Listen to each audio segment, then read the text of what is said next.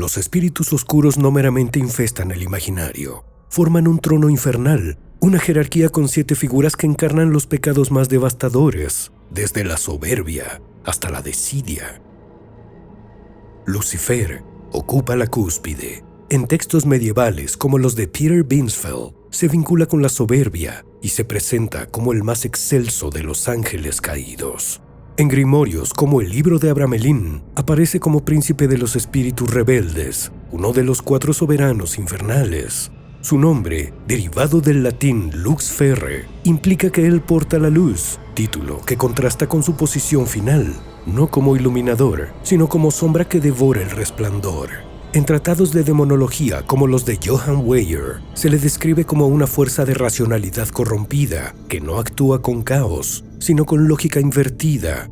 Su trono no arde, sino que brilla con el fulgor vacío de un astro muerto.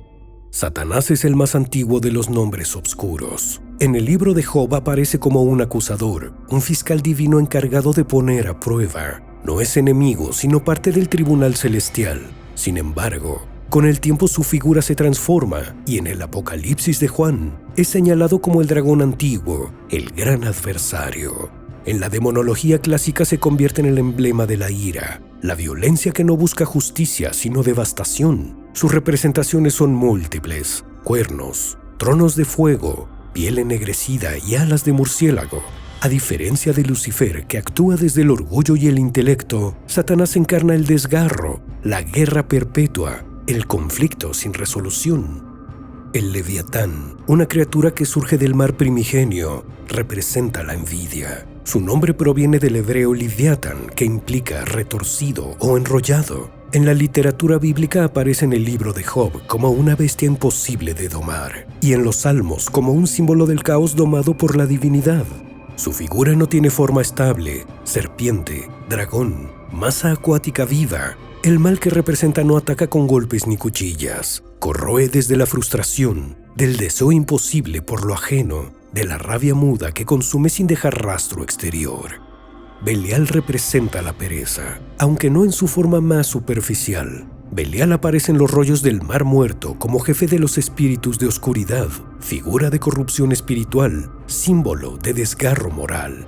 En los testamentos de los 12 patriarcas se le llama el espíritu de la anarquía y la ley. Se le asigna un carácter seductor, astuto, capaz de engañar con lenguaje dulce.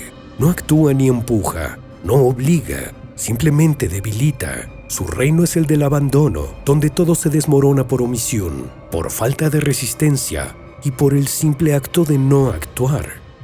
Belcebú, cuyo nombre significa Señor de las Moscas, fue originalmente una deidad adorada en Ecrón, reinterpretada por la tradición cristiana como símbolo de idolatría y corrupción. En el Nuevo Testamento aparece mencionado como príncipe infernal. El Dictionnaire infernal lo sitúa como uno de los 7 grandes soberanos del infierno con poder de corrupción moral y física. Sus símbolos son las moscas, pero no meramente como insectos. Representan descomposición, infección e invasión persistente. Su presencia implica que algo se pudre sin haber sido tocado. Se dice que su reino es el de la gula, no entendida solo como exceso de alimento, sino como anhelo constante, jamás satisfecho de consumir lo que no se necesita.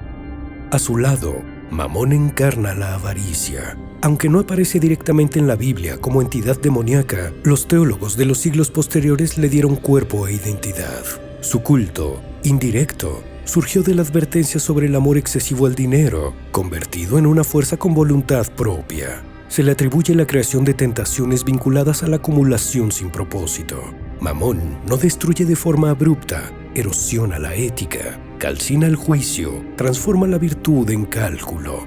A diferencia de otros demonios, no recurre al miedo, sino a la oferta. Su influencia no clama, susurra.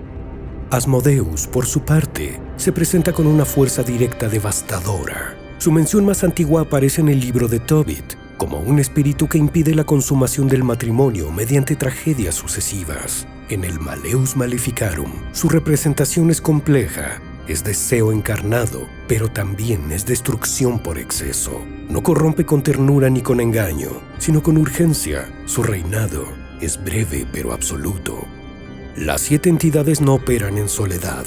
Forman parte de una estructura compleja, una corte infernal descrita en grimorios como el Lemegeton y el Ars Goetia. En estos textos cada príncipe tiene legiones, cada legión tiene su sello, y cada sello es una marca de obediencia. El infierno, lejos de ser un caos sin sentido, funciona como una máquina estructurada, con acuerdos, enfrentamientos rituales y equilibrios de poder. La figura del octavo círculo invisible, pero omnipresente, es el trono del abismo, un concepto que aparece en textos como el Liber Officiorum Spiritum, donde se describe una cumbre invertida desde la cual los 7 reyes no solo gobiernan, sino que deliberan.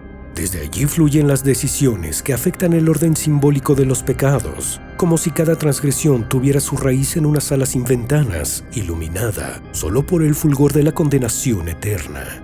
Sus nombres están escritos en sellos, dibujados en círculos rituales, esculpidos en grimorios prohibidos. Sus voces se narran en silencio, en liturgias invertidas, en pesadillas que no tienen origen claro. Cada uno no es una caricatura del mal, sino un principio autónomo, una fuerza que subsiste sin necesidad de manifestación física. No requieren credulidad ni invocación. Están porque son estructura. El legado de esta jerarquía no ha desaparecido con los siglos. Su presencia ha sido rastreada en manuscritos, inquisiciones, pactos, tratos ocultistas y teorías de poder. No son entidades nacidas de la fantasía, sino de una tradición que se cultivó en la penumbra de bibliotecas olvidadas y confesiones selladas con sangre simbólica. Ninguno de estos nombres habita en el folclore sin propósito. Cada uno ha sido esculpido con intenciones precisas. Representar lo que corrompe desde dentro, lo que se infiltra sin violencia aparente, lo que arrastra sin necesidad de cadenas. Lo más temido no es su imagen, sino su persistencia en el tiempo. Suscríbete. YouTube cree que te gustaría este video y esta lista de reproducción.